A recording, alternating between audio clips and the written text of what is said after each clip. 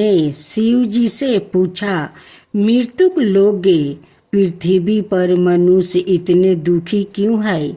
जगत जननी अपनी संतानों को निरंतर दुख और कलेश में घेरे देख कर दुर्वृत्त थी। इस पर शंकर भगवान बोले, प्रिया, मनुष्य के दुख का सबसे बड़ा कारण है उसकी परिनिंदा करने की आदत है।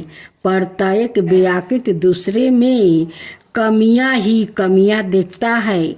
उसे सामने वाला व्याकृत हर परिस्थिति में गलती ही गलती है। भगवत भजन के स्थान पर परिनिंदा में ही लीन रहता है और अपने आप को महान और निष्पाप सिद्ध करने में लगा रहता है। इस बात को सुनकर पार्वती जी कुछ बोली तो नहीं, पर सहमत भी नहीं हुई। भोलेनाथ उनकी शंका को समझ गए। बहुत दिन हो गया है, कहीं घूमने गया हूँ, चलो पृथ्वी पर घूम कर आते हैं। शंकर भगवान ने देवी का मन बहलाने के लिए कहा। इस प्रस्ताव से पार्वती जी बहुत प्रसन्न हुई और तुरंत तैयार हो गई। पति के साथ घूमने जाने का अवसर था, इसलिए उन्होंने सुंदर सुंदर वस्तु पहने, खूब श्रृंगार किया और लवणीयमयी तरुणी के रूप में शिव जी के समीप आई। पर यह क्या, शंकर भगवान जैसे थे, जहाँ थे वही वैसे ही बैठे हुए थे। पार्वती जी थोड़ा नाराज होकर बोली, क्यों, क्या चलना नहीं है? आप अभी तक तैयार नहीं हुए? भगवान शंकर पत्नी का मनोहक रूप देखकर प्रसन्नता से उन्हें निहारते हुए बोले, मैं तो आज एक वृद्ध के रूप में पृथ्वी पर घूमने जाऊंगा। यह बात पार्वती जी को पसंद तो नहीं आई, पर पति के साथ घूमने जाने के उत्साह में उन्होंने कोई बहस भी नहीं की और शिव जी की सवारी नंदी बैल को चलने का आदेश दे दिया। शिव जी, पार्वती और नंदी पृथ्वी पर एक वृद्ध पुरुष, तरुणी, सुंदर स्त्री और बैलों की सवारी के रूप में विचरण करने लगे। जब वो सब पहले गांव के समीप पहुँचे तो कुछ लोगों की नज़र उन पर पड़ी। वो लोग उन्हें देखकर हंसने लगे। एक व्याकृत दूसरे से बोला, वह क्या जोड़ी है? दूसरा आगे बढ़कर बोला, और उस पर से अकल तो देखो, सवारी साथ में है फिर भी दोनों पैदल चल रहे हैं। इस तरह से कई प्रकार से उपवास करते हुए उन्होंने इन तीनों का आगे बढ़ना लगभग मुश्किल कर दिया और उनका मजाक उड़ाते हुए झुंड बनाकर उनके पीछे पीछे चलने लगे। उस झुंड ने अगले गांव तक उनका पीछा किया। अगले गांव में प्रवेश करने से पहले पार्वती जी ने शिव जी से कहा, लोग मजाक उड़ा रहे हैं, ऐसा करते हैं, आप नंदी पर बैठ जाइए और मैं पैदल आपके साथ चलती हूँ। जैसी तुम्हारी इच्छा कल्याणी। मध्य मध्य मुस्कुराते हुए भोले शंकर अपनी भारी भार काम देही के साथ किसी तरह नंदी पर विराजमान हुआ। पर यह क्या, पिछले गांव जैसा ही स्वागत इस गांव में भी उनका हुआ। लोगों तरह तरह के ताने बिरीद के रूप में भोला बाबा को देखने लगे। आपस में लोग बातें बनाने लगे। कैसा बूढ़ा है, कोमल सुकुमार स्त्री पैदल चल रही है और आप आराम से सवारी कर रहे हैं। कलयुग है भाई, कलयुग है। मन चलो ना तो देवी का चलना ही दूबर कर दिया। किसी तरह भीड़ से बचते बचते यह तीनों गिरते पड़ते गांव के बाहर पहुँचे। अब की बारी देवी की थी।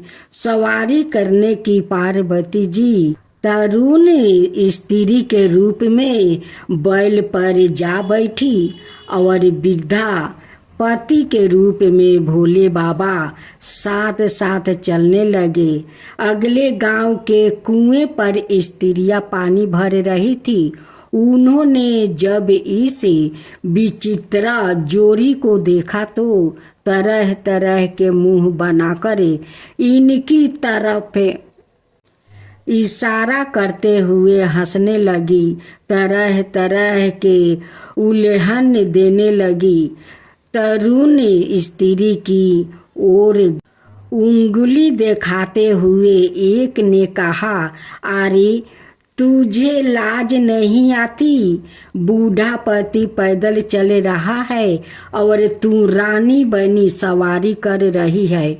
दूसरी ने बात आगे बढ़ाते हुए कहा, आजकल की बहू बेटियों तो सारी लाज शर्म घोल कर पी गई है। तीसरी ने अपने जबाने के गुण गान कहना शुरू कर दिया। इन सब की बक बक झक झक की परवाह ना करते हुए यह तीनों आगे बढ़ते रहे। माँ अपनी संतानों को व्यवहार से बहुत लज्जित महसूस कर रही थी, पर अब भी अपनी हार मानने को तैयार नहीं थी। अंतर्यामी भगवान सब कुछ जानते हुए अनजान बनने का नाटक करते हुए बोले, प्रिया ऐसा करते हैं कि मैं नंदी को अपने कंधे पर उठा लेता हूँ, तब किसी को कुछ बोलने का अवसर नहीं मिलेगा। पार्वती जी कुछ जवाब देती है। इससे पहले ही शिव जी ने नंदी को अपने कंधे पर उठा लिया और चलने लगे। संतानों के व्यवहार से पहले से ही दुखी देवी पति के कष्ट से और भी अधिक लज्जित महसूस करने लगी। लेकिन यह क्या हुआ, वो अगले गांव के पास से गुजरे तो उस गांव के वासियों ने तो जैसे सारी मर्यादों ही तोड़ दिया। लोग अनाप शनाप बोलते हुए, उछल कूद मचाते हुए उन्हें परेशान करने लगे। आप शब्दों और भीड़ का उपद्रव अपनी चरम सीमा पर था। इस सब को झेलते हुए किसी तरह वो अपने को बचाते हुए गांव की सीमा से बाहर आए। भोले बाबा हंसते हुए बोले, कहो कल्याणी, अब तुम्हारा क्या कहना है? अपने देवता के सामने अपनी अभद्रा संतान के क्रियाकल्पों से देवी बहुत शर्मिंदा महसूस कर रही थी। खिसिया कर मुस्कुराते हुए उन्होंने कहा, आप ही सही है भगवान। मनुष्य अपने कर्मों की वजह से ही दुखी है और नरक जैसा जीवन जीने को मजबूर है। अब कभी भी पर निंदा या किसी का उपवास उड़ाने से पहले रुके, जरा सोचे कहीं सामने वाले को रूप में हमारे आराध्या हमारी परीक्षा लेने के लिए तो नहीं खड़े हैं। भक्तजनों, आज आप सुने भगवान शंकर की व्रत कथा। एक शिव भक्त भगवान शंकर को खुश करने के लिए भगवान शिव के मंदिर पहुंचा। भगवान को खुश करने के लिए वो एक लोटा में दूध भर कर शिव जी का अभिषेक करने के ले लिया। साथ में फूल माला, धतूरा का फल, बेल की पत्तियाँ जो शिव जी को अति प्रिय है वो सब भी ले लिया। मंदिर में जाकर भगवान को सब अर्पण करने के बाद लौटते समय जब मंदिर का घंटा बजाने के लिए सर ऊपर उठाया तो देखता है कि मंदिर में सोना का घंटा लगा हुआ है। सोने का घंटा देखकर उसके मन में लालच आ गया।